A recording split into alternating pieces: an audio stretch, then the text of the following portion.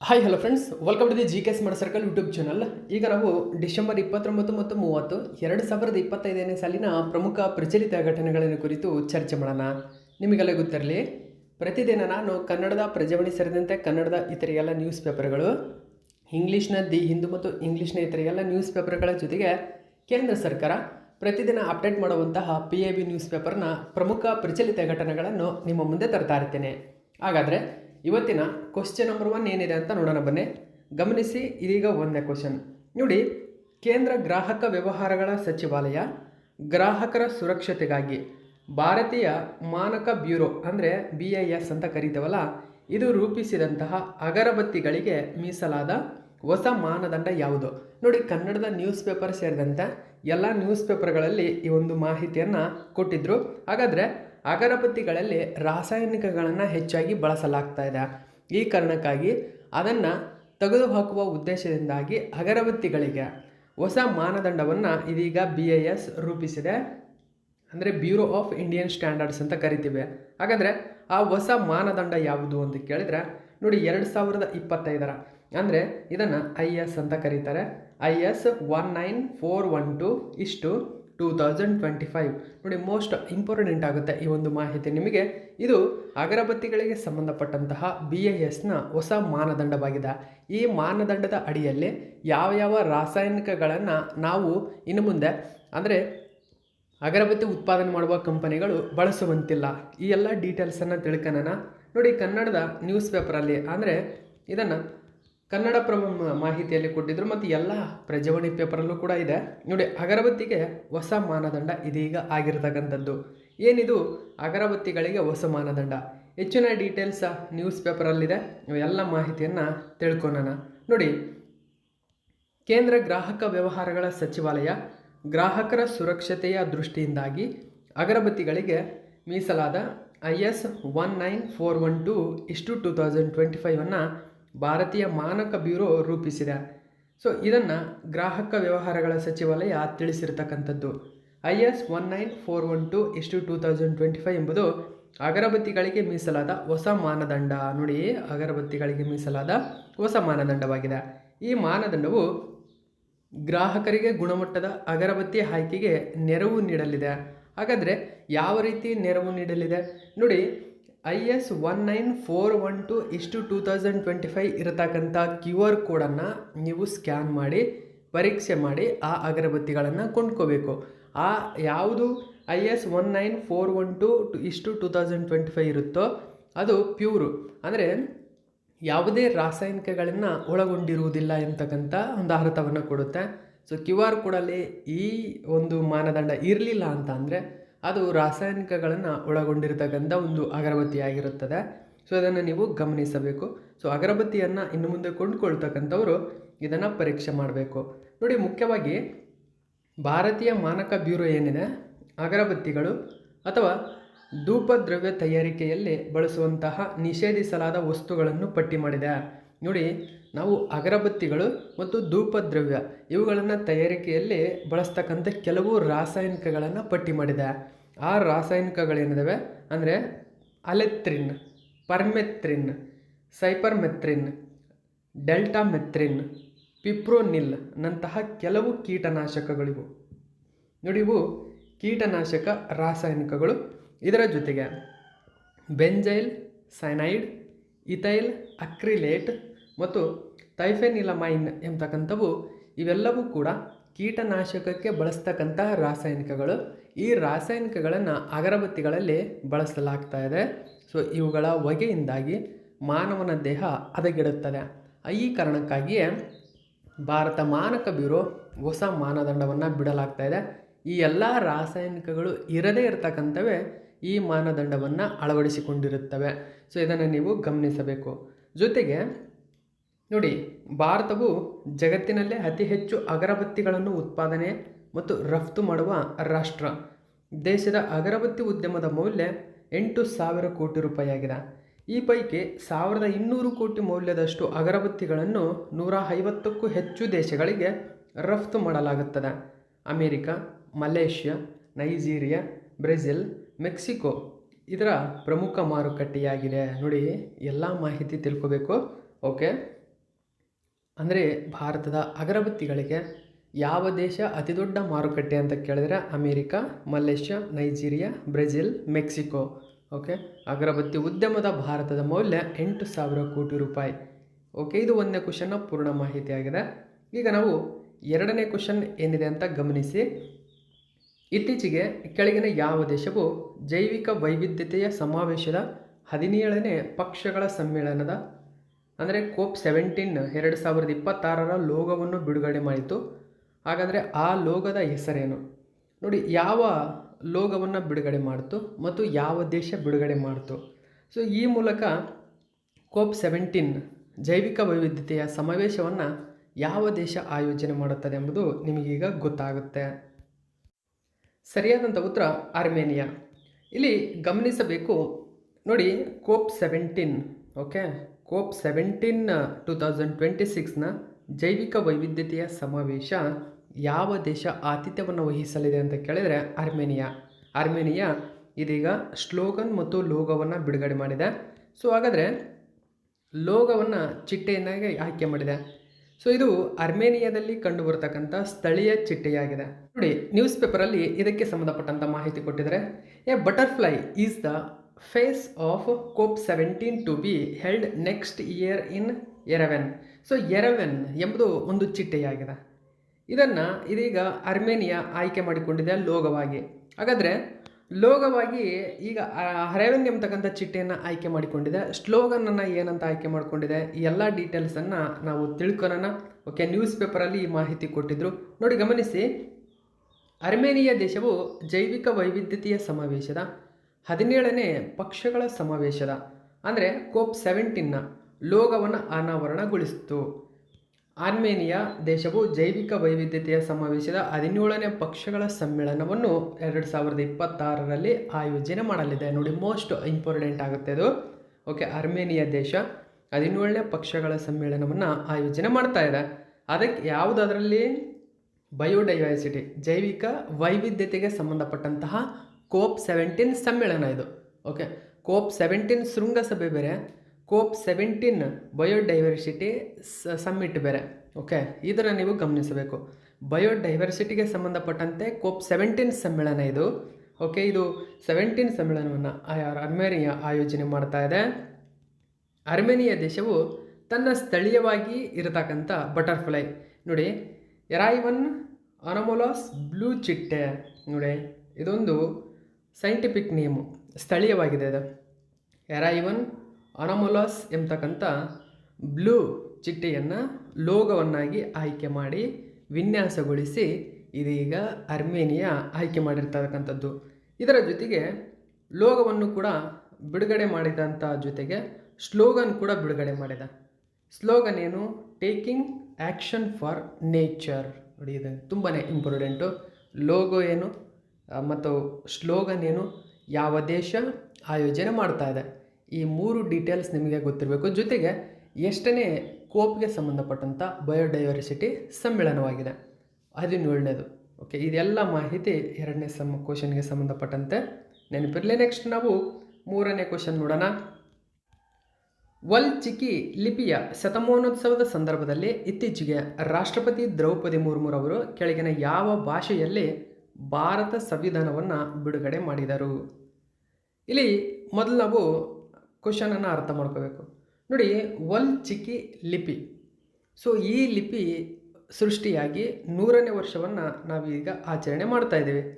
So ಈ ಒಂದು ಸಂದರ್ಭದಲ್ಲಿ ಭಾರತದ ರಾಷ್ಟ್ರಪತಿಗಳು ಆ ಒಂದು ಭಾಷೆಯಲ್ಲಿ ಸಂವಿಧಾನವನ್ನು ಬಿಡುಗಡೆ ಮಾಡಿದರು. ಸೊ ಯಾವ ಭಾಷೆ ಹಾಗಾದರೆ, ಯಾವ ಭಾಷೆಗೆ ವಲ್ಚಿಕಿ ಲಿಪಿ ಸಂಬಂಧಪಟ್ಟಿದೆ? ನೋಡಿ, ಸಂತಾಲಿ ಮೋಸ್ಟ್ ಇಂಪಾರ್ಟೆಂಟ್ ಆಗುತ್ತೆ. ಸಂತಾಲಿ ಭಾಷೆ, ಹೆಚ್ಚಿನ ಡೀಟೇಲ್ಸ್ ಇದರ ಬಗ್ಗೆ ನಾವು ತಿಳ್ಕೊಳ್ಳೋಣ. ಈ ಒಂದು ಮಾಹಿತಿಯನ್ನು PIB ನ್ಯೂಸ್ ಪೇಪರಲ್ಲಿ ಕೊಟ್ಟಿದ್ದಾರೆ. ನೋಡಿ, ಪ್ರೆಸಿಡೆಂಟ್ಸ್ ಸೆಕ್ರೆಟೇರಿಯೇಟ್ ಇದನ್ನು ಬಿಡುಗಡೆ ಮಾಡಿದೆ. President of India releases the constitution of India in the Santali language. ನೋಡಿ, ಸಂತಾಲಿ ಭಾಷೆಯಲ್ಲಿ ಇದೀಗ ಸಂವಿಧಾನವನ್ನು ಬಿಡುಗಡೆ ಮಾಡಲಾಗಿದೆ. ಸಂತಾಲಿ ಭಾಷೆಗೆ ಸಂಬಂಧಪಟ್ಟಂತಹ ಲಿಪಿ ಯಾವುದು ಅಂದರೆ ವಲ್ಚಿಕಿ ಲಿಪಿ. ಓಕೆ, ಸೊ ಈ ಭಾಷೆಯಲ್ಲಿ ಅಥವಾ ಲಿಪಿಯಲ್ಲಿ ಬಿಡುಗಡೆ ಮಾಡಿದ್ದಾರೆ. ಹೆಚ್ಚಿನ ಡೀಟೇಲ್ಸ್ ಏನಿದೆ ನ್ಯೂಸ್ ಪೇಪರಲ್ಲಿ ನಾವು ತಿಳ್ಕೊಳ್ಳೋಣ. ಗಮನಿಸಿ, ರಾಷ್ಟ್ರಪತಿ ದ್ರೌಪದಿ ಮುರ್ಮುರವರು ಸಂತಾಲಿ ಭಾಷೆಯಲ್ಲಿ ಭಾರತ ಸಂವಿಧಾನವನ್ನು ಬಿಡುಗಡೆ ಮಾಡಿದರು. ಇದನ್ನು ವಲ್ ಚಿಕಿ ಲಿಪಿಯಲ್ಲಿ ಬರೆಯಲಾಗಿದೆ. ನೋಡಿ, ಸಂತಾಲಿ ಭಾಷೆ ಮುಖ್ಯವಾಗಿ ವಲ್ ಚಿಕಿ ಲಿಪಿಯಲ್ಲಿದೆ. ಸೊ ವಲ್ ಚಿಕಿ ಲಿಪಿ ಇದೀಗ 100 ವರ್ಷಗಳನ್ನು ಕಳೆದಿದೆ. ಈ ಆಚರಣೆಯ ಸಂದರ್ಭದಲ್ಲಿ ಅಂದರೆ ಶತಮಾನೋತ್ಸವದ ಸಂದರ್ಭದಲ್ಲಿ ಸಂವಿಧಾನವನ್ನು ಈ ಲಿಪಿಯಲ್ಲಿ ಹೊರತಂದಿರುವುದಕ್ಕೆ ಕೇಂದ್ರ ಕಾನೂನು ಸಚಿವ ಅವರನ್ನು ಮುರ್ಮುರವರನ್ನು ಶ್ಲಾಘಿಸಿದರು. ಈ ಮೂಲಕ 2003ರ 92ನೇ ಸಂವಿಧಾನ ತಿದ್ದುಪಡಿ ಕಾಯ್ದೆಯ ಮೂಲಕ ಸಂವಿಧಾನದ 8ನೇ ಅನುಸೂಚಿಯಲ್ಲಿ ಸೇರಿಸಲಾದಂತಹ ಸಂತಾಲಿ ಭಾಷೆ ಭಾರತದ ಅತ್ಯಂತ ಪ್ರಾಚೀನ ಜೀವಂತ ಭಾಷೆಗಳಲ್ಲೊಂದು ಎಂಬ ಹೆಗ್ಗಳಿಕೆ ಪಡೆದುಕೊಂಡಿದೆ. ಮುಖ್ಯವಾಗಿ ಈ ಭಾಷೆಯನ್ನು ಜಾರ್ಖಂಡ್, ಒಡಿಶಾ, ಪಶ್ಚಿಮ ಬಂಗಾಳ, ಬಿಹಾರ ರಾಜ್ಯಗಳಲ್ಲಿ ಗಣನೀಯ ಸಂಖ್ಯೆಯ ಆದಿವಾಸಿ ಜನರು ಈ ಭಾಷೆಯನ್ನು ಮಾತನಾಡುತ್ತಾರೆ. ನೋಡಿ, ಸಂತಾಲಿ ಭಾಷೆ ಅಂತಂದರೆ ಅದು ಮುಖ್ಯವಾಗಿ ಅದು ಯಾವ ಲಿಪಿಯಲ್ಲಿದೆ ಅಂತ ಕೇಳ್ತಾರೆ. ನೋಡಿ, ಕನ್ನಡದ ಭಾಷೆ, ಕನ್ನಡ ಯಾವ ಲಿಪಿಯಲ್ಲಿದೆ ಅಂತ ಕೇಳಿದ್ರೆ ನಮ್ಮ ಕನ್ನಡದ ಲಿಪಿಯಲ್ಲೇ ಇದೆ. ಆದರೆ ಸಂತಾಲಿ ಭಾಷೆ ಯಾವ ಲಿಪಿಯಲ್ಲಿ ಸಂತಾಲಿ ಭಾಷೆಯನ್ನು ಬರೆಯಲಾಗಿದೆ ಅಂತಂದರೆ ವಲ್ ಚಿಕಿ ಲಿಪಿ. ಇದು ತುಂಬಾ ಇಂಪಾರ್ಟೆಂಟ್ ಆಗುತ್ತೆ. ಸೊ ವಲ್ ಚಿಕಿ ಲಿಪಿ ಇದನ್ನು ಜಾರ್ಖಂಡ್, ಒಡಿಶಾ, ಪಶ್ಚಿಮ ಬಂಗಾಳ, ಬಿಹಾರ ರಾಜ್ಯಗಳಲ್ಲಿ ಗಣನೀಯ ಸಂಖ್ಯೆಯಲ್ಲಿ ಅಲ್ಲಿನ ಆದಿವಾಸಿಗಳು ಮಾತನಾಡ್ತಾರೆ, ಟ್ರೈಬ್ಗಳು. ಓಕೆ, ಸೊ ಈ ಮೂಲಕ ಭಾರತದ ಸಂವಿಧಾನದಲ್ಲಿ ನಾವು 22 ಅಧಿಕೃತ ಭಾಷೆಗಳನ್ನು ಕಾಣ್ತೀವಿ. ಈ ಅಧಿಕೃತ ಭಾಷೆಗಳಲ್ಲಿ ಸಂತಾಲಿ ಭಾಷೆ ಕೂಡ ಒಂದು. ಹಾಗಾದರೆ ಭಾರತದಲ್ಲಿ ಅಧಿಕೃತ ಭಾಷೆಗಳನ್ನು ಯಾವ್ಯಾವಾಗ ಗುರುತಿಸಲು ಸ್ಟಾರ್ಟ್ ಮಾಡಲಾಯಿತು? ನೋಡಿ, ಅಂದು 1950ರಲ್ಲಿ ಮೊಟ್ಟ ಮೊದಲ ಬಾರಿಗೆ ಭಾರತದ 14 ಪ್ರಮುಖ ಭಾಷೆಗಳಿಗೆ ಅಧಿಕೃತ ಭಾಷಾ ಸ್ಥಾನಮಾನವನ್ನು ನೀಡಲಾಯಿತು. ಅದರಲ್ಲಿ ಅಸ್ಸಾಮಿ, ಬೆಂಗಾಲಿ, ಗುಜರಾತಿ, ಹಿಂದಿ, ನಮ್ಮ ಕನ್ನಡ ಕೂಡ ಇದೆ, ಗಮನಿಸಬಹುದು. ಓಕೆ, ಕಾಶ್ಮೀರಿ, ಮಲಯಾಳಂ, ಮರಾಠಿ, ಒಡಿಯಾ, ಪಂಜಾಬಿ, ಸಂಸ್ಕೃತ, ತಮಿಳು, ತೆಲುಗು, ಉರ್ದು ಹೀಗೆ 1950ರಲ್ಲಿ 14 ಭಾಷೆಗಳಿಗೆ ಅಧಿಕೃತ ಭಾರತೀಯ ಭಾಷೆಗಳು ಅಂತಕ್ಕಂಥ ಮಾನ್ಯತೆ ನೀಡಲಾಯಿತು. ನಂತರ 1967ರಲ್ಲಿ ಸಿಂಧಿ ಭಾಷೆಯನ್ನು ಸೇರಿಸಲಾಯಿತು. ತದನಂತರ 1992ರಲ್ಲಿ ಕೊಂಕಣಿ, ಮಣಿಪುರ, ನೇಪಾಳಿಯನ್ನು ಸೇರ್ಪಡೆಗೊಳಿಸಲಾಯಿತು. ತದನಂತರ 2004ರಲ್ಲಿ ಬೋಡೋ, ಡೋಂಗ್ರಿ, ಮೈಥಿಲಿ, ಸಂತಾಲಿ ಈ 4 ಭಾಷೆಗಳನ್ನು ಸೇರ್ಪಡೆಗೊಳಿಸಲಾಯಿತು. ಈ ಮೂಲಕ ಒಟ್ಟು ಅಧಿಕೃತ ಭಾಷೆಗಳ ಸಂಖ್ಯೆ 22ಕ್ಕೆ ಏರಿಕೆಯಾಗಿತ್ತ. ಸೊ ಇಷ್ಟು ಮಾಹಿತಿ ಇದಕ್ಕೆ ಸಂಬಂಧಪಟ್ಟಂತೆ ಕರೆಂಟ್ ಅಫೇರ್ಸ್ಗೆ ರಿಲೇಟೆಡ್ ಆಗಿ ಈ ಮಾಹಿತಿ ತುಂಬಾ ಇಂಪಾರ್ಟೆಂಟು, ನೆನಪಿರಲಿ. ನೆಕ್ಸ್ಟು 4ನೇ ಕ್ವಶನ್ ಏನಿದೆ ಅಂತ ಗಮನಿಸಿ.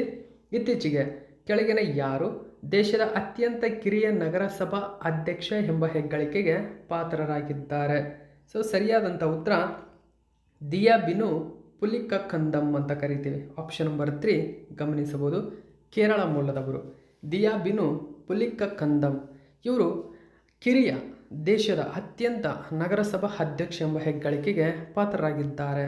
ನೋಡಿ, ಕನ್ನಡದ ನ್ಯೂಸ್ ಪೇಪರಲ್ಲಿ ಮತ್ತು ಎಲ್ಲ ನ್ಯೂಸ್ ಪೇಪರ್ಗಳಲ್ಲಿ ಈ ಒಂದು ಮಾಹಿತಿ ಬಂದಿದೆ. ದಿಯಾ ಬಿನು ಭಾರತದ ಅತ್ಯಂತ ಕಿರಿಯ ನಗರಸಭಾ ಅಧ್ಯಕ್ಷೆ. ಹಾಗಾದರೆ ಇವರು ಕೇರಳದ ಕೊಟ್ಟಾಯಂನ ಜಿಲ್ಲೆಯ ಪಾಲ ನಗರಸಭೆಯು ಕೇವಲ 21 ವರ್ಷದ ಹರಿಯದ ದಿಯಾ ಬಿನು ಪುಲಿಕಕಂದಂ ಅವರನ್ನು ತನ್ನ ಅಧ್ಯಕ್ಷೆಯನ್ನಾಗಿ ಆಯ್ಕೆ ಮಾಡಿದೆ. ನೋಡಿ, ಸದಸ್ಯ ಅಲ್ಲ, ಅಧ್ಯಕ್ಷೆ. ಇದನ್ನು ನೀವು ಗಮನಿಸಬೇಕು. ಅಧ್ಯಕ್ಷೆಯನ್ನಾಗಿ ಆಯ್ಕೆ ಮಾಡಿದೆ.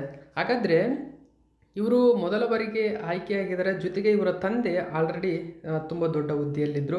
ಅಂದರೆ ನೋಡಿ, ದಿಯಾ ಬಿನು ಅವರ ತಂದೆ ಸತತ 5ನೇ ಬಾರಿಗೆ ಅಲ್ಲಿ ಗೆದ್ದಿದ್ದರು. ಅಂದರೆ ಅವರು 1 ವರ್ಷದಲ್ಲಿದ್ದಾಗ ಅವರ ತಂದೆ ಆಲ್ರೆಡಿ ಅಲ್ಲಿ ಕೌನ್ಸಿಲರ್ ಆಗಿದ್ದರು. ಅವರ ಕಾರ್ಯವನ್ನು ನೋಡುತ್ತಲೇ ಬೆಳೆದಂಥವರವರು. ಸೊ ಆ ಕಾರಣಕ್ಕಾಗಿ ಅಲ್ಲಿ ಅಂದರೆ ಆ 1 ವರ್ಷದಲ್ಲಿದ್ದಾಗಲೇ ಮೊದಲ ಬಾರಿಗೆ ಅವ್ರ ತಂದೆ ಅಲ್ಲಿ ಕೌನ್ಸಿಲರ್ ಆಗಿದ್ದರು. ಈಗ ಅವರಿಗೆ 21 ವರ್ಷ, ಸತತ 5ನೇ ಬಾರಿಗೆ ಅವರ ತಂದೆ ಅಲ್ಲಿ ಕೌನ್ಸಿಲರ್ ಆಗಿದ್ದಾರೆ. ಇದೀಗ ದಿಯಾ ಬಿನು ಈ ಸ್ಥಾನಕ್ಕೆ ಆಯ್ಕೆಯಾಗಿರತಕ್ಕಂಥದ್ದು ನೀವಿಲ್ಲಿ ಗಮನಿಸಬೇಕು. ಹಾಗಾದರೆ ಹೆಚ್ಚಿನ ಡೀಟೇಲ್ಸ್ ನಾವು ನೋಡಿದ್ವಿ. ಈ ಒಂದು ಮಾಹಿತಿ ನಿಮಗೆ ನೆನಪಿರಲಿ. ಹಾಗಾದರೆ ನಗರಸಭಾ ಅಧ್ಯಕ್ಷರು ಅಂತಂದರೆ ನೋಡಿ, ಸಿಟಿ ಮುನ್ಸಿಪಲ್ ಕೌನ್ಸಿಲ್ ಪ್ರೆಸಿಡೆಂಟ್, ಸ್ಥಳೀಯ ನಗರಸಭೆಯ ಅಧ್ಯಕ್ಷರು ಅಥವಾ ಮುಖ್ಯಸ್ಥರಿವರು. ಇವರು ನಗರದ ನಾಗರಿಕರಿಗೆ ಮೂಲಭೂತ ಸೌಲಭ್ಯಗಳನ್ನು ಒದಗಿಸಲು ನಗರದ ಅಭಿವೃದ್ಧಿಗೆ ನಿಯಮಗಳಡಿ ಕೆಲಸ ಮಾಡಲು ಜವಾಬ್ದಾರರಾಗಿರುತ್ತಾರೆ ಎಂಬುದನ್ನು ಗಮನಿಸಬೇಕು. ಸೊ ಇಷ್ಟು 5ನೇ ಕ್ವಶನ್ಸ್ವರೆಗೆ 4ನೇ ಕ್ವಶನ್ಗೆ ಸಂಬಂಧಪಟ್ಟಂಥ ಮಾಹಿತಿ. ನೆಕ್ಸ್ಟ್ ನಾವು 5ನೇ ಕ್ವಶನ್ ನೋಡೋಣ. ನೋಡಿ, ಇತ್ತೀಚೆಗೆ 1 ವರ್ಷವನ್ನು ಪೂರ್ಣಗೊಳಿಸಿದ ಭಾರತದ ಮೊಟ್ಟ ಮೊದಲ ಜಿನ್ ಸಂಪಾದಿತ ಕುರಿಯ ಹೆಸರೇನು? ನೋಡಿ, 2024ರಲ್ಲಿ ಒಂದು ಜಿನ್ ಸಂಪಾದಿತ ಅಂದರೆ ಜಿನ್ ಬೇಸ್ಡ್ ಅಂತ ಕರಿತೀವಿ, ಇದರ ಸಂಪಾದಿತ ಕುರಿಯನ್ನು ತಯಾರಿಸಲಾಗಿತ್ತು. ಸೊ ಇದು 1 ವರ್ಷವನ್ನು ಸಂಪೂರ್ಣವಾಗಿ ಆರೋಗ್ಯವಾಗಿ ಆ ಕುರಿ ಸಾಧಿಸಿದೆ.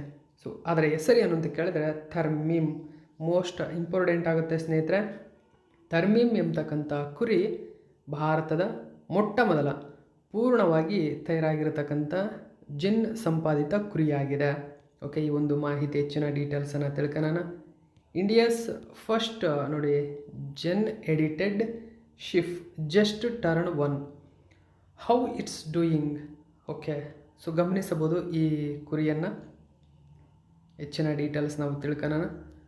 ಭಾರತದ ಮೊದಲ ಜಿನ್ ಸಂಪಾದಿತ ಕುರಿ ಥರ್ಮೀಮ್ ಅಂತ ಕರಿತೀವಿ. ಈ ಕುರಿ 1 ವರ್ಷವನ್ನು ಪೂರ್ಣಗೊಳಿಸಿದೆ ಮತ್ತು ಆರೋಗ್ಯಕರ ಮತ್ತು ಸ್ಥಿರವಾಗಿದೆ ಎಂದು ವರದಿಯಾಗಿದೆ. ಈ ಪ್ರಾಣಿಯನ್ನು ಶೇರ್-ಎ ಕಾಶ್ಮೀರ್ ಕೃಷಿ ವಿಶ್ವವಿದ್ಯಾಲಯ ಆಧುನಿಕ ಜಿನ್ ಸಂಪಾದನಾ ಸಾಧನಗಳನ್ನು ಬಳಸಿ ಅಭಿವೃದ್ಧಿಪಡಿಸಿದೆ. ಕಳೆದ ವರ್ಷ ಅಂದರೆ ಡಿಸೆಂಬರ್ 16ರಂದು ಭಾರತದ ಆಡಳಿತದಲ್ಲಿರುವ ಕಾಶ್ಮೀರದಲ್ಲಿ ಜನಿಸಿದಂತಹ ಈ ಕುರಿಗೆ ಮಾರ್ಪಾಡು ಅಥವಾ ಸಂಪಾದನೆ ಎಂಬ ಅರೇಬಿಕ್ ಪದವಾದ ಥರ್ಮೀಮ್ ಎಂದು ಹೆಸರಿಸಲಾಗಿದೆ. ನೋಡಿ, ಥರ್ಮೀಮ್ ಅಂದರೆ ಮಾರ್ಪಾಡು ಅಥವಾ ಸಂಪಾದನೆ ಅಂತ ಕರೀತಾರೆ. ಓಕೆ, ಮಯೋಸ್ಟಾಟಿನ್ ಜಿನ್ನನ್ನು ಸಂಪಾದಿಸಲು ವಿಜ್ಞಾನಿಗಳು CRISPR ತಂತ್ರಜ್ಞಾನವನ್ನು ಬಳಸಿದರು. ಈ ಜಿನ್ ಸಾಮಾನ್ಯವಾಗಿ ಸ್ನಾಯುಗಳ ಬೆಳವಣಿಗೆಯನ್ನು ಮಿತಿಗೊಳಿಸುತ್ತದೆ. ಸೊ ಇಷ್ಟು ಮಾಹಿತಿ ಇದಕ್ಕೆ ಸಂಬಂಧಪಟ್ಟಂತೆ ನೆನಪಿರಲಿ. ಭಾರತದ ಮೊಟ್ಟ ಮೊದಲ ಜಿನ್ ಸಂಪಾದಿತ ಕುರಿಯ ಹೆಸರೇನು? ಯಾವ ವಿಶ್ವವಿದ್ಯಾಲಯ ಅದನ್ನು ತಯಾರಿಸಿದೆ? ಸೊ ಎಲ್ಲಿ ಪ್ರೆಸೆಂಟ್ಲಿ ಇದೆ ಅಂತ ಕೇಳಿದರೆ ಕಾಶ್ಮೀರ. ಇದು ಕೂಡ ನೆನಪಿರಬೇಕು. ನೆಕ್ಸ್ಟು 6ನೇ ಕ್ವಶನ್ ಏನಿದೆ ಅಂತ ಗಮನಿಸಿ. ನೋಡಿ, ದೆಹಲಿಯಲ್ಲಿ ನಡೆದಂತಹ ಎಸ್ಟಿಕ್ 2025ರ ಸಮ್ಮೇಳನದಲ್ಲಿ QPIAI ಸಂಸ್ಥೆಯು ಭಾರತದ ಅತ್ಯಾಧುನಿಕ 64 ಕ್ಯೂಬಿಟ್ ಸೂಪರ್ ಕಂಡಕ್ಟಿಂಗ್ ಕ್ವಾಂಟಮ್ ಪ್ರೊಸೆಸರನ್ನು ಕೆಳಗಿನ ಯಾವ ಹೆಸರಿನೊಂದಿಗೆ ಬಿಡುಗಡೆ ಮಾಡಿತು? ಸೊ ಮೋಸ್ಟ್ ಇಂಪಾರ್ಟೆಂಟ್ ಆಗುತ್ತೆ ನೋಡಿ. QPIAI ಇದನ್ನು ಲಾಂಚ್ ಮಾಡಿದೆ. ಇದರ ಹೆಸರೇನು ಅಂತ ಕೇಳಿದರೆ option number 2 Kaveri. So okay, ಮಾಹಿತಿ ಕನ್ನಡದ ನ್ಯೂಸ್ ಪೇಪರಲ್ಲಿ ಕೊಟ್ಟಿದ್ದರು.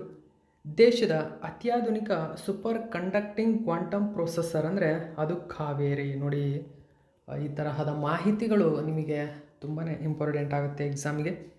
ಓಕೆ, ಕನ್ನಡದ ನ್ಯೂಸ್ ಪೇಪರಲ್ಲಿ ಒಂದು ಮಾಹಿತಿ ಕೊಟ್ಟಿದ್ದರು. ಇದರ ಬಗ್ಗೆ ಹೆಚ್ಚಿನ ಡೀಟೇಲ್ಸನ್ನು ನಾವು ತಿಳ್ಕೊಳ್ಳೋಣ.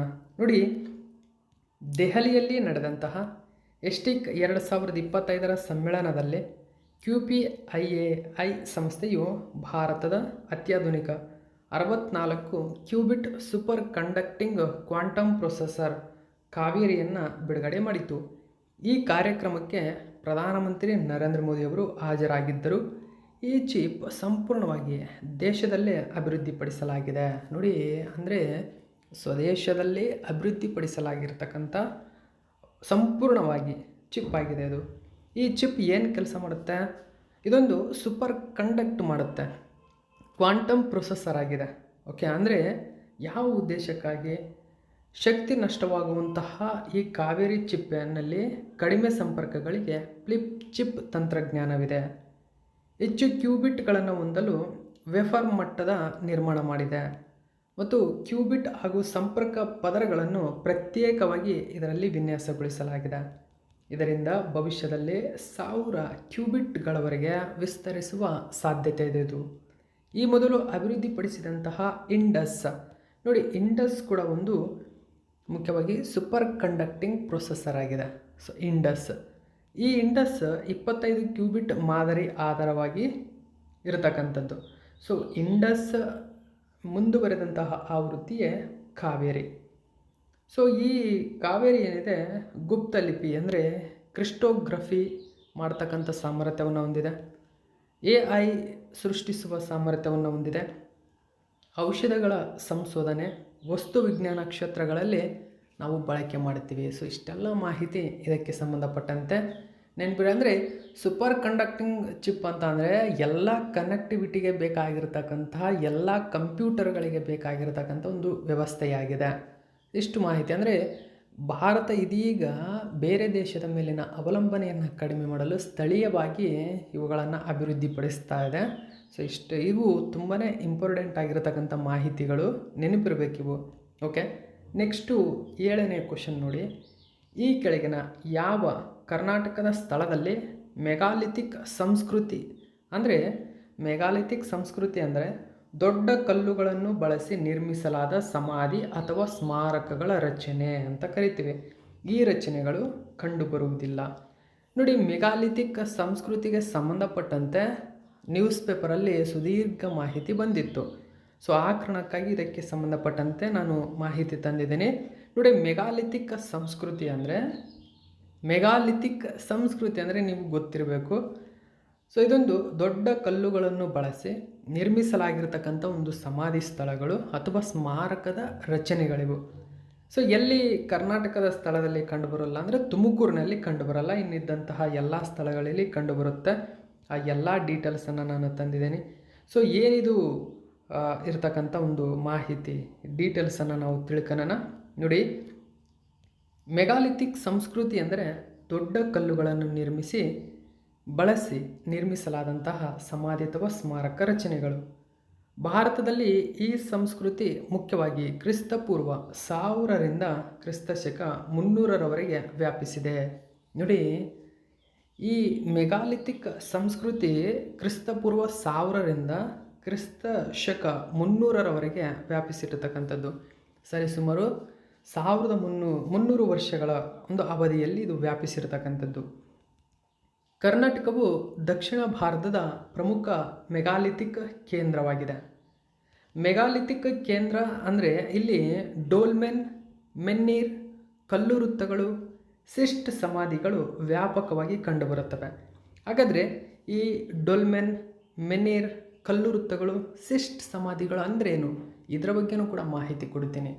ಓಕೆ, ಇದರ ಜೊತೆಗೆ ಹಾಗಾದರೆ ಈ ಡೊಲ್ಮೆನ್, ಮೆನೀರ್, ಕಲ್ಲು ವೃತ್ತಗಳು, ಸಿಸ್ಟ್ ಸಮಾಧಿಗಳು ದಕ್ಷಿಣ ಭಾರತದಲ್ಲಿ ಮುಖ್ಯವಾಗಿ ಕರ್ನಾಟಕದಲ್ಲಿ ಹೆಚ್ಚಾಗಿ ಕಂಡುಬರುತ್ತವೆ. ಕರ್ನಾಟಕ ನೀವು ಗಮನಿಸಬೇಕು, ಮೆಗಾಲಿಥಿಕ್ ಯುಗಕ್ಕೆ ಸಂಬಂಧಪಟ್ಟಂತಹ ಅತಿ ದೊಡ್ಡ ಒಂದು ತಾಣವಾಗಿದೆ. ಪುರಾವೆಗಳನ್ನು ಒದಗಿಸುವ ಸ್ಥಳಗಳಿದ್ದಾವೆ. ಅದರಲ್ಲಿ ಮೊಟ್ಟ ಮೊದಲನೇ ಬಗ್ಗೆ ನಾವು ನೋಡೋದಾದರೆ ಹಿರೇಬೆಣಕಲ್. ಸೊ ಇದು ಕೊಪ್ಪಳ ಜಿಲ್ಲೆಯಲ್ಲಿ ಕಂಡುಬರ್ತಕ್ಕಂಥ ಒಂದು ಸ್ಥಳ. ಕರ್ನಾಟಕದಷ್ಟೇ ಅಲ್ಲ, ಭಾರತದ ಅತಿ ದೊಡ್ಡ ಮೆಗಾಲಿಥಿಕ್ ನೆಕ್ರೋಪೋಲಿಸ್ ಅಂತ ಅಂದರೆ ಸಮಾಧಿ ಪ್ರದೇಶ ಅಂತ ಕರೀತಾರೆ. ನೆಕ್ರೋಪೋಲಿಸ್ ನೋಡಿ, ಸುಮಾರು ಎಕ್ಸಾಮ್ಗಳಲ್ಲಿ ಈ ಕ್ವಶನನ್ನು ಕೇಳಿದ್ದಾರೆ. ನೆಕ್ರೋಪೋಲಿಸ್ ಅಂದ್ರೇನು? ನೆಕ್ರೋಪೋಲಿಸ್ ಅಂದರೆ ಸಮಾಧಿ ಪ್ರದೇಶ ಅಂತ ಕರಿತೀವಿ. ಓಕೆ, ಸೊ ಇದು ಕರ್ನಾಟಕದ ಅಷ್ಟೇ ಅಲ್ಲ, ಭಾರತದ ಅತಿ ದೊಡ್ಡ ಮೆಗಾಲಿಥಿಕ್ ನೆಕ್ರೋಪೋಲಿಸ್ ಯಾವುದು ಅಂತ ಕೇಳಿದರೆ ಹಿರೇಬೆಣಕಲ್. ಸೊ ಇದನ್ನು ನೀವು ಗಮನಿಸಬೇಕು. ಹಿರೇಬೆಣಕಲ್ ಕೊಪ್ಪಳ ಜಿಲ್ಲೆಯಲ್ಲಿದೆ. ಸುಮಾರು 400ರಿಂದ 1000ಕ್ಕೂ ಹೆಚ್ಚು ಮೆಗಾಲಿಥಿಕ್ ರಚನೆಗಳು ಇಲ್ಲಿ ಕಂಡುಬರುತ್ತವೆ.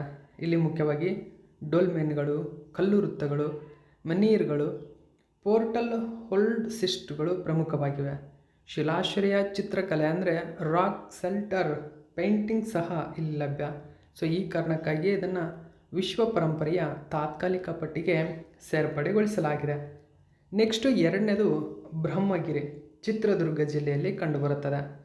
ಸೊ ಇದು ಕೂಡ ಕರ್ನಾಟಕದ ಪ್ರಮುಖ ಪುರಾತತ್ವ ತಾಣ. ಇಲ್ಲಿ ನಿಯೋಲಿಥಿಕ್, ಮೆಗಾಲಿಥಿಕ್ ಯುಗದಲ್ಲಿ ಕಂಡುಬರ್ತಕ್ಕಂಥ ಐತಿಹಾಸಿಕ ಸಾಕ್ಷ್ಯಚಿತ್ರಗಳಿದ್ದಾವೆ. ಇಲ್ಲಿ ಸಿಸ್ಟ್ ಸಮಾಧಿಗಳು, ಡೊಲ್ಮೆನ್ಗಳು ಕಂಡುಬರ್ತಕ್ಕಂಥ ಇಲ್ಲಿ ಕಬ್ಬಿಣ ಉಪಕರಣಗಳು, ಮಣ್ಣಿನ ಪಾತ್ರೆಗಳು ಪತ್ತೆಯಾಗಿವೆ ಈ ಬ್ರಹ್ಮಗಿರಿಯಲ್ಲಿ. ಸೊ ಅಶೋಕ ಹೊರಡಿಸಿದಂತಹ ಅತ್ಯಂತ ಪ್ರಮುಖ ಶಾಸನ ಇಲ್ಲಿ ಬ್ರಹ್ಮಗಿರಿ ಶಾಸನವಿದೆ. ಓಕೆ, ಈ ಎಲ್ಲ ಮಾಹಿತಿ ನೆನಪಿರಲಿ ನಿಮಗೆ. ಇನ್ನು ಸಿಡ್ಲಪಡಿ ಶಿಲಾಶ್ರಯ ಅಂತ ಕರಿತೇವೆ, ಅಥವಾ ಶಿಲಾಶ್ರಯ ಅಂದರೆ ಶಿಲಾಶಾಸನ, ಬಾಗಲಕೋಟೆಯಲ್ಲಿದೆ. ಬಾದಾಮಿ ಸಮೀಪ ಇರತಕ್ಕಂಥದ್ದು ಈ ಶಿಲಾಶೇತು, ರಾಕ್ ಆರ್ಚ್ ಇದೊಂದು.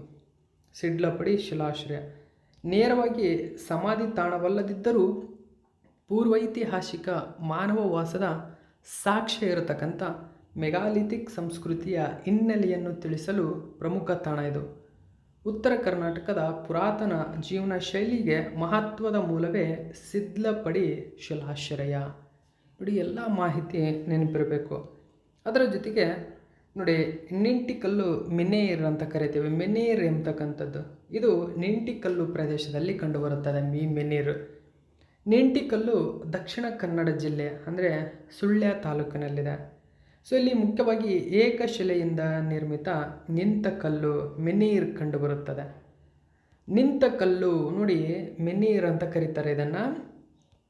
ಕರಾವಳಿ ಕರ್ನಾಟಕದಲ್ಲಿ ಪತ್ತೆಯಾದಂತಹ ಅಪರೂಪದ ಮೆಗಾಲಿಥಿಕ್ ಸ್ಮಾರಕ ಇದು. ಹಾಗಾದರೆ ಇದೊಂದು ಸ್ಮಾರಕವಾಗಿದೆ. ಸಾಮಾನ್ಯವಾಗಿ ಸ್ಮಾರಕ ಅಥವಾ ಸಮಾಧಿ ಗುರುತು ಎಂದು ಇದನ್ನು ಪರಿಗಣಿಸ್ತವೆ. ಅದರ ಜೊತೆಗೆ ಉಡುಪಿ ಕುಂದಾಪುರ ಪ್ರದೇಶದಲ್ಲಿ ಕಂಡುಬರುತ್ತದೆ. ಇನ್ನೊಂದು ಉಡುಪಿ. ಇಲ್ಲಿ ನೋಡಿ, ಇಡ್ಕೋಡ್ ಜೊತೆಗೆ ಮಾವಿನಕೆರೆಯಂತಹ ಗ್ರಾಮಗಳಲ್ಲಿ ಮೆಗಾಲಿಥಿಕ್ ಮೆನೀರ್ಗಳು ಪತ್ತೆಯಾಗಿವೆ. ಇವುಗಳು ಸಮಾಧಿ ಅಥವಾ ಸ್ಮರಣಾರ್ಥ ಕಲ್ಲುಗಳೆಂದು ನಂಬಲಾಗುತ್ತದೆ. ಕರಾವಳಿ ಪ್ರದೇಶದಲ್ಲಿನ ಮೆಗಾಲಿಥಿಕ್ನ ವಿಸ್ತಾರವನ್ನು ಸೂಚಿಸುತ್ತದೆ. ಇದರ ಜೊತೆಗೆ ಶಿವಮೊಗ್ಗ, ಹಾಸನ, ಚಿಕ್ಕಮಗಳೂರು ಜಿಲ್ಲೆಗಳು ವಿವಿಧ ಸಣ್ಣ ತಾಣಗಳಲ್ಲಿ ಕಂಡುಬರುತ್ತವೆ. ಡೊಲ್ಮೆನ್ಗಳು, ಮೆನೀರ್ಗಳು, ಕಲ್ಲು ವೃತ್ತಗಳು. ಪಶ್ಚಿಮ ಘಟ್ಟ ಪ್ರದೇಶದಲ್ಲಿಯೂ ಮೆಗಾಲಿಥಿಕ್ ಸಂಸ್ಕೃತಿ ವ್ಯಾಪಕವಾಗಿದ್ದಕ್ಕೆ ಸಾಕ್ಷ್ಯ. ಹಾಗಾದರೆ ಕರ್ನಾಟಕದಲ್ಲಿ ಕಂಡುಬರುವ ಮೆಗಾಲಿಥಿಕ್ ರಚನೆಗಳ ವಿಧಗಳು ನೋಡಿ. ಡೊಲ್ಮೆನ್ ಅಂತ ಅಂದರೆ ಸಮಾಧಿಗಾಗಿ ನಿರ್ಮಿಸಿದ ಕಲ್ಲಿನ ಕೋಣೆ. ನೋಡಿ, ಇಲ್ಲಿ ಗಮನಿಸಬೇಕು. ಡೊಲ್ಮೆನ್ ಅಂದರೆ ಸಮಾಧಿಗಾಗಿ ನಿರ್ಮಿಸಿದಂತಹ ಕಲ್ಲಿನ ಕೋಣೆ, ಅಂದರೆ ಕಲ್ಲಿನ ಕೋಣೆಯಾಗಿದೆ ಅದು. ಸಮಾಧಿ ಮಾಡಿ ಅದರ ಮೇಲೆ ಕಲ್ಲುಗಳಿಂದ ಕಟ್ಟಿರ್ತಕ್ಕಂಥ ಒಂದು ಮಂಟಪ ಅಂತ ನಾವು ಕರಿಬೋದು. ಇನ್ನು ಮೆನೀರ್ ಅಥವಾ ನಿಂತ ಕಲ್ಲು ಅಂದರೆ ಒಂಟಿಯಾಗಿ ನಿಂತಹ ಕಲ್ಲು. ಅಂದರೆ ಒಂದು ದೊಡ್ಡ ಗುಡ್ಡ ಅಥವಾ ಒಂದು ದೊಡ್ಡ ಪ್ರದೇಶ, ಆ ಪ್ರದೇಶದ ಮೇಲೆ ಒಂದು ಚಿಕ್ಕ ಅಣುವಿನಂತೆ ದೊಡ್ಡ ಬಂಡೆಯೊಂದು ನಿಂತಿರ್ತಕ್ಕಂಥದ್ದು. ಇಲ್ಲಿ ನಾವು ಬಳ್ಳಾರಿ, ಸೊ ಈ ಸೈಡ್ ಹೋದರೆ ಆ ತರಹದ ಪ್ರಮುಖ ಕಲ್ಲುಗಳನ್ನು ನಾವು ಗಮನಿಸಬಹುದು. ಅಂದರೆ ಚಿಕ್ಕ ಚಿಕ್ಕ ಪಾಯಿಂಟಲ್ಲಿ ದೊಡ್ಡ ದೊಡ್ಡ ಬಂಡೆಗಳು ನಿಂತಿರ್ತಕ್ಕಂಥದ್ದು. ಸೊ ಇವುಗಳನ್ನು ಒಂಟಿ ಕಲ್ಲು ಅಂತ ಕರಿತೇವೆ. ಇಲ್ಲಿ ಸ್ಮಾರಕ ಅಥವಾ ಸಮಾಧಿ ಗುರುತು ಇರತಕ್ಕಂಥದ್ದು. ಓಕೆ. ಇನ್ನು ಕಲ್ಲು ವೃತ್ತಗಳು, ಸ್ಟೋನ್ ಸರ್ಕಲ್, ಸಮಾಧಿಯನ್ನು ಸುತ್ತುವರಿದ ಕಲ್ಲುಗಳ ವೃತ್ತ. ಇನ್ನು ಸಿಸ್ಟ್ ಸಮಾಧಿಗಳು, ಕಲ್ಲಿನ ಪೆಟ್ಟಿಗೆ ಮಾದರಿಯ ಸಮಾಧಿದು, ಅಂದರೆ ಶಿಲಾಶ್ರಯ ಚಿತ್ರಕಲೆ. ಪುರಾತನ ಮಾನವನ ಕಲಾ ಅಭಿವೃದ್ಧಿ, ಶಿಲಾಶ್ರಯ ಚಿತ್ರಕಲೆ ಅಂದರೆ. ಓಕೆ. ಸೊ ಇಷ್ಟು ಮಾಹಿತಿ ಇದಕ್ಕೆ ಸಂಬಂಧಪಟ್ಟಂತೆ ನ್ಯೂಸ್ ಪೇಪರಲ್ಲಿ ಸ್ವಲ್ಪ ಮಾಹಿತಿ ಮತ್ತು ನಾನು ಇದಕ್ಕೆ ಸಂಬಂಧಪಟ್ಟಂತೆ ಪೂರ್ಣ ಮಾಹಿತಿಯನ್ನು ತಂದಿದ್ದೀನಿ. ಇಷ್ಟು ಮಾಹಿತಿ ನೆನಪಿರಲಿ. ಓಕೆ. ನೆಕ್ಸ್ಟು 8ನೇ ಕ್ವಶನ್ ಗಮನಿಸಿ. ಉರುನ್ ಇಂಡಿಯಾ ರಿಚ್ ಲಿಸ್ಟ್ 2025ರಲ್ಲಿ ಭಾರತದ ಅತ್ಯಂತ ಶ್ರೀಮಂತ ವೃತ್ತಿಪರ ಮ್ಯಾನೇಜರ್ ಎಂಬ ಹೆಗ್ಗಳಿಕೆಗೆ ಕೆಳಗಿನ ಯಾರು ಪಾತ್ರರಾಗಿದ್ದಾರೆ? ಸರಿಯಾದಂಥ ಉತ್ತರ ನಮ್ಮ ಕರ್ನಾಟಕ ಮೂಲದ ಜಯಶ್ರೀ ಉಲ್ಲಾಳ್. ನೋಡಿ, 50,000 ಕೋಟಿಯೊಂದಿಗೆ ಇದೀಗ ಇವರು ಜಾಗತಿಕ ಗೂಗಲ್ನ CEO ಸುಂದರ್ ಪಿಚೈ ಮತ್ತು ಸತ್ಯ ನಾದೆಲ್ಲಾ ಇವರನ್ನು ಹಿಂದಿಕ್ಕಿ ವೃತ್ತಿಪರ ಮ್ಯಾನೇಜಿಂಗ್ನಲ್ಲಿ ಅತ್ಯಂತ ಶ್ರೀಮಂತ ವ್ಯಕ್ತಿ ಎಂಬ ಹೆಗ್ಗಳಿಕೆಗೆ ಪಾತ್ರರಾಗಿದ್ದಾರೆ. ಸೊ ಉರುನ್ ರಿಚ್ ಲಿಸ್ಟ್ ಬಿಡುಗಡೆಯಾಗಿದೆ. ಶ್ರೀಮಂತರ ಪಟ್ಟಿಯಲ್ಲಿ ಉದ್ಯಮಿ ಜಯಶ್ರೀ ಉಲ್ಲಾಳ್ಗೆ ಅಗ್ರಸ್ಥಾನ. ಹಾಗಾದರೆ ಯಾರೀ ಜಯಶ್ರೀ ಉಲ್ಲಾಳ್? ಏನು ಸಾಧನೆ ಇವ್ರದ್ದು?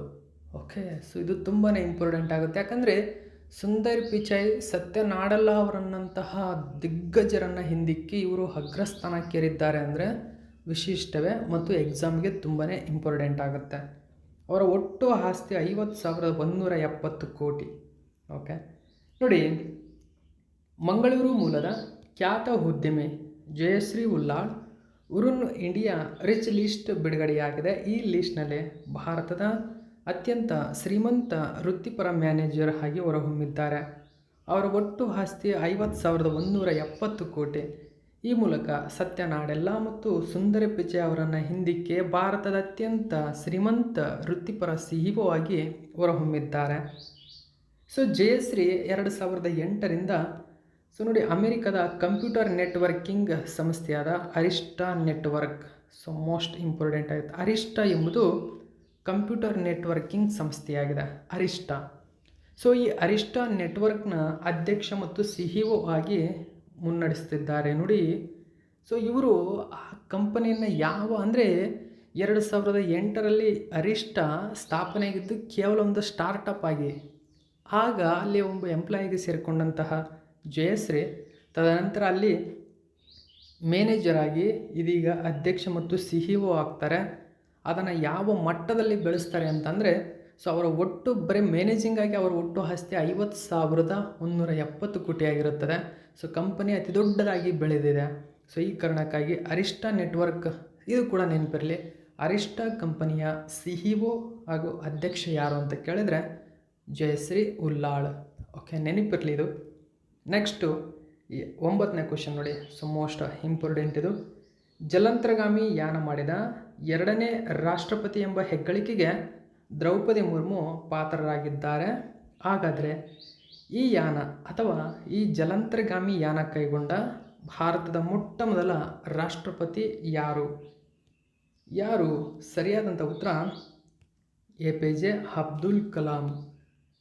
ಇಲ್ಲಿ ಇತಿಹಾಸ ಸೃಷ್ಟಿಯಾಗಿದೆ. ಏನು ಗಮನಿಸಿ, ಕಾರವಾರ ಕರ್ನಾಟಕದಲ್ಲಿ ಉತ್ತರ ಕನ್ನಡ ಜಿಲ್ಲೆಯಲ್ಲಿ ಕಂಡುಬರುತ್ತದೆ. ಈ ಕಾರವಾರ ಒಂದು ಬಂದರು ಆಗಿದೆ. ಈ ಬಂದರಿನಲ್ಲಿ INS ಕದಂಬ ಇದೆ. ಈ INS ಕದಂಬದಲ್ಲಿ ಮುಖ್ಯವಾಗಿ ಸಬ್ಮೆರಿನ್ ಇದೆ. ಸಬ್ಮೆರಿನ್ ಅಂದರೆ ನೀರಿನ ಆಳದಲ್ಲಿ ಸಂಚರಿಸುವಂತಹ ಒಂದು ಹಡಗು, ಆಳದಲ್ಲಿ ಸಬ್ಮೆರಿನ್ಗಳು. ಈ ಸಬ್ಮೆರಿನಲ್ಲಿ ಅಂದರೆ ಜಲಾಂತರ್ಗಾಮಿಯಲ್ಲಿ ಪ್ರಯಾಣ ಮಾಡಿದಂತಹ 2ನೇ ರಾಷ್ಟ್ರಪತಿ ಎಂಬ ಹೆಗ್ಗಳಿಕೆಗೆ ಮತ್ತು ಈ ಜಲಾಂತರ್ಗಾಮಿಯಲ್ಲಿ ಪ್ರಯಾಣ ಮಾಡಿದಂತಹ ಮೊಟ್ಟ ಮೊದಲ ಮಹಿಳಾ ರಾಷ್ಟ್ರಪತಿ ಎಂಬ ಹೆಗ್ಗಳಿಕೆಗೆ ಇದೀಗ ರಾಷ್ಟ್ರಪತಿ ದ್ರೌಪದಿ ಮುರ್ಮು ಇತಿಹಾಸ ನಿರ್ಮಿಸಿದ್ದಾರೆ. ಜಲಾಂತರ್ಗಾಮಿ ಯಾನ ಮಾಡಿದ ಮೊಟ್ಟ ಮೊದಲ ರಾಷ್ಟ್ರಪತಿ ಅಂತ ಅಂದರೆ APJ ಅಬ್ದುಲ್ ಕಲಾಂ. ಮೊಟ್ಟ ಮೊದಲ ಮಹಿಳೆ ಅಂತ ಬಂದರೆ ರಾಷ್ಟ್ರಪತಿ ದ್ರೌಪದಿ ಮುರ್ಮು. ಓಕೆ, ಮತ್ತು 2ನೇ ವ್ಯಕ್ತಿ ಅಂತ ಬಂದರೆ ಅದು ರಾಷ್ಟ್ರಪತಿ ದ್ರೌಪದಿ ಮುರ್ಮು. ವ್ಯಕ್ತಿಗಳಲ್ಲಿ ಮಹಿಳೆಯರಲ್ಲಿ 1ನೇ ಸ್ಥಾನ. ಓಕೆ, ಇಷ್ಟು ಮಾಹಿತಿ ನೆನಪಿರಬೇಕು. ಸೊ 1 ಗಂಟೆಗೂ ಹೆಚ್ಚು ಕಾಲ ಪ್ರಯಾಣ. ಹಾಗಾದರೆ ಸೊ ಅವರು ಯಾವ ಸಬ್ಮೆರಿನಲ್ಲಿ ಪ್ರಯಾಣ ಮಾಡಿದರು? ಇದು important. INS Vagir. INS Vagir ಬಗ್ಗೆ ಆಲ್ರೆಡಿ ನಿಮಗೆ ಸುಮಾರು ಸರಿ ತಿಳಿಸಿಕೊಟ್ಟಿದ್ದೇನೆ ಅಲ್ವಾ? ಸೊ ಈ INS ವಾಗೀರ್ನಲ್ಲಿ ಅವರು ಪ್ರಯಾಣ ಮಾಡಿದ್ದಾರೆ. ಇಲ್ಲಿ ಮುಖ್ಯವಾಗಿ ಗಮನಿಸಬೇಕು, INS ವಾಗೀರ್ ಎಲ್ಲಿದೆ? ಕಾರವಾರದಲ್ಲಿ. INS ಕದಂಬ ಏನಿದೆ? INS ಕದಂಬದಲ್ಲಿದೆ. ಓಕೆ, ಸೊ ಈ ಎಲ್ಲ ಪಾಯಿಂಟ್ಗಳು ಲಿಂಕ್ ಆಗಿದೆ ಅನ್ನೋದು. ಕಾರವಾರ ಸಮುದ್ರ ಬಂದರು ಬಗ್ಗೆ ಕೇಳಬಹುದು. ಓಕೆ, INS ಕದಂಬ ಬಗ್ಗೆ ಕೇಳಬಹುದು, ರಾಷ್ಟ್ರಪತಿಯವರ ಬಗ್ಗೆ. ಈ ಎಲ್ಲ ಮಾಹಿತಿ ನೆನಪಿರಬೇಕು ನೋಡಿ. ಗಮನಿಸಿ, ಉತ್ತರ ಕನ್ನಡ ಜಿಲ್ಲೆಯ ಕಾರವಾರದ ಕದಂಬ ನೌಕಾನೆಲೆ ಏನಿದೆ, ಈ ನೌಕಾನೆಲೆಗೆ ಭಾನುವಾರ ಅಂದರೆ ಡಿಸೆಂಬರ್ 28ರಂದು ರಾಷ್ಟ್ರಪತಿ ದ್ರೌಪದಿ ಮುರ್ಮು ಆಗಮಿಸಿದರು.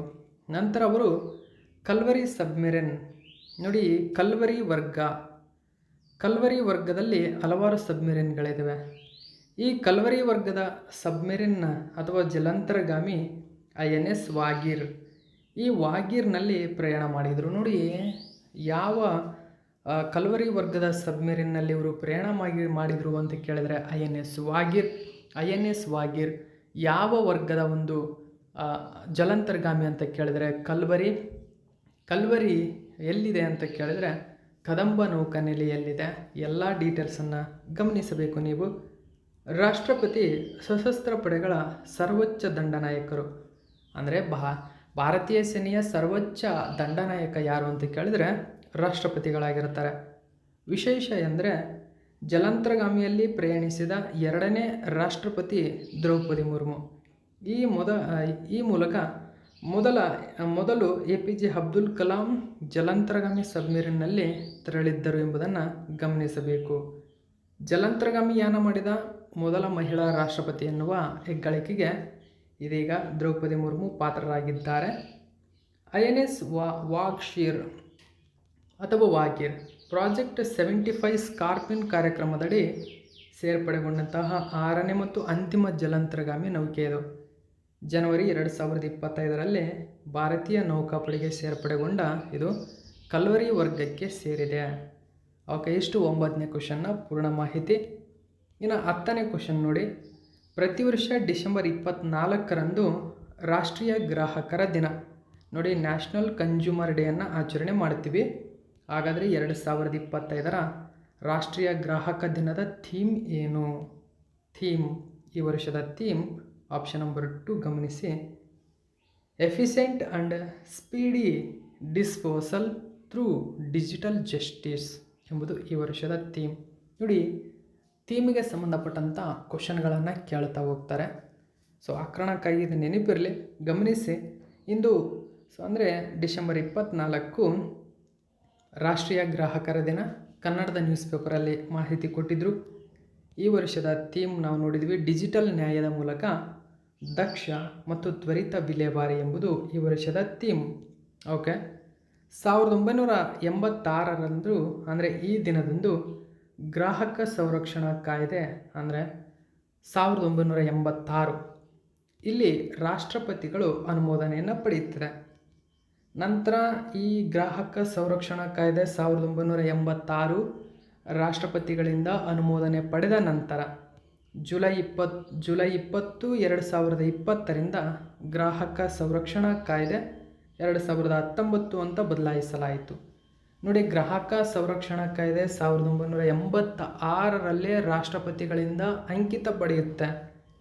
ನಂತರ ಗ್ರಾಹಕ ಸಂರಕ್ಷಣಾ ಕಾಯ್ದೆ 1986 ಜುಲೈ 20, 2020ರಂದು ಗ್ರಾಹಕ ಸಂರಕ್ಷಣಾ ಕಾಯ್ದೆ 2019 ಎಂದು ಮರುನಾಮಕರಣ ಮಾಡಲಾಗುತ್ತದೆ. ನಂತರ ಗ್ರಾಹಕ ಸಂರಕ್ಷಣಾ ಕಾಯ್ದೆ 2019ರ ಅಡಿಯಲ್ಲಿ ಕೇಂದ್ರ ಗ್ರಾಹಕ ಸಂರಕ್ಷಣಾ ಪ್ರಾಧಿಕಾರವನ್ನು ಜುಲೈ 24, 2020ರಂದು ಸ್ಥಾಪನೆ ಮಾಡಲಾಗಿದೆ. ಕೇಂದ್ರ ಗ್ರಾಹಕ ಸಂರಕ್ಷಣಾ ಪ್ರಾಧಿಕಾರ ಯಾವಾಗ ಸ್ಥಾಪನೆಯಾಯಿತು? ಜುಲೈ 24, 2020. ಸೊ ಇದು ಇವತ್ತಿನ ಪ್ರಚಲಿತ ಘಟನೆ. ನೋಡಿ, ಪ್ರತಿದಿನದ PDF 1 ತಿಂಗಳಲ್ಲಿ ನಿಮಗೆ ಲಭ್ಯವಿರುತ್ತೆ. ಪರ್ ಮಂತ್ PDF ನಿಮಗೆ ಕೇವಲ 30 ರೂಪೀಸ್ ಆಗಿರುತ್ತೆ. ಡೈಲಿ ಕನ್ನಡದ ನ್ಯೂಸ್ ಪೇಪರ್ ಸೇರಿದಂತೆ ಇತರ ಎಲ್ಲ ನ್ಯೂಸ್ ಪೇಪರ್ಗಳ ಮಾಹಿತಿಯನ್ನು ನಿಮ್ಮ ಮುಂದೆ ತರ್ತಾ ಇರ್ತೀನಿ. ಬೇಕಾದಂಥವರು 74119790 ಈ ನಂಬರ್ಗೆ ಕೆಲವು ವಾಟ್ಸಪ್ನಲ್ಲಿ ನೀವು ಕಾಂಟ್ಯಾಕ್ಟ್ ಮಾಡಿ, ವಾಟ್ಸಪ್ನಲ್ಲಿ ಮೆಸೇಜ್ ಮಾಡಿ ನೀವು PDF ಪರ್ಚೇಸ್ ಮಾಡ್ಬೋದು.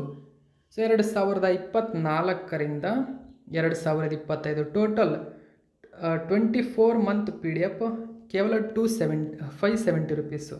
ಓಕೆ, 570 ರೂಪೀಸ್ಗೆ ನಿಮಗೆ ಲಭ್ಯವಿದೆ. ಓಕೆ, ಬೇಕಾದಂಥವರು ಅಥವಾ ನಿಮಗೆ ಒಂದೊಂದು ಮಂತದ್ದು ಬೇಕು ಅಂದರೆ ಯಾವ ಮಂತದ್ದು ಬೇಕು ಅಥವಾ ಎಷ್ಟು ಮಂತದ್ದು ಬೇಕು ಎಂಬುದನ್ನು ಹೇಳಿದರೆ ನಿಮಗೆ PDF ನಾನು ಕಳಿಸಿಕೊಡ್ತೇನೆ. ಅತಿ ಮುಖ್ಯವಾಗಿರ್ತಕ್ಕಂಥ PDFಗಳು ಮತ್ತು ಅತಿ ಹೆಚ್ಚಿನ ವಿವರಣೆಯೊಂದಿಗೆ PDF ನಿಮಗೆ ಲಭ್ಯವಿರುತ್ತೆ. ಓಕೆ, ಸೊ ಇದು ಇವತ್ತಿನ ಪ್ರಮುಖ ಪ್ರಚಲಿತ ಘಟನೆ. ಇದೇ ತರಹದ ಮಾಹಿತಿಯೊಂದಿಗೆ ಮತ್ತೆ ನಿಮ್ಮನ್ನು ಭೇಟಿಯಾಗ್ತೀನಿ. Thank you so much for watching my video friends.